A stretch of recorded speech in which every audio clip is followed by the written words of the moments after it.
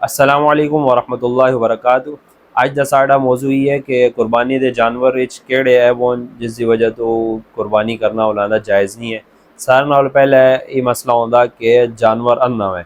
मिसाल तौर पर बकरा जी गांव है मझ है, ये सारे जानवरों ते ही लागू हो सी कि अन्ना है या फिर उसका तिहाई हिस्सा जड़ा उसकी हिक अख जड़ा नज़र नहीं आता, तो ये जे जानवर की कुर्बानी करना जायज़ नहीं है। दुआ फिर कन कटे हुआ, कन भी कितना कटे हुआ, एक तिहाई तो ज़्यादा कटे हुआ या फिर पैदाइशी उसका कन को नहीं, तो ये भी ऐबदार जानवर शुमार हो सी, इसकी भी कुर्बानी करना जायज़ नहीं है।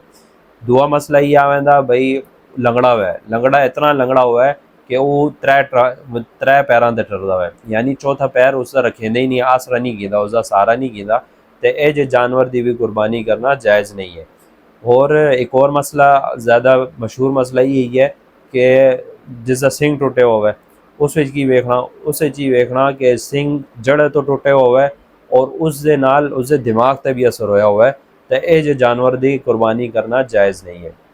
और नॉर्मली मसला होंदा कि खारिश आले जानवर, और मिसाल तौर के किसी जानवर को खारिश पै गई है तो इसनों कुर्बानी कर सकते हैं नहीं, तो इस ते नॉर्मल जी खारिश वगैरह ही है तो इसकी तो तुसी कुर्बानी कर सकते हो, कुर्बानी करना जायज़ है, कुर्बानी हो ऐसी।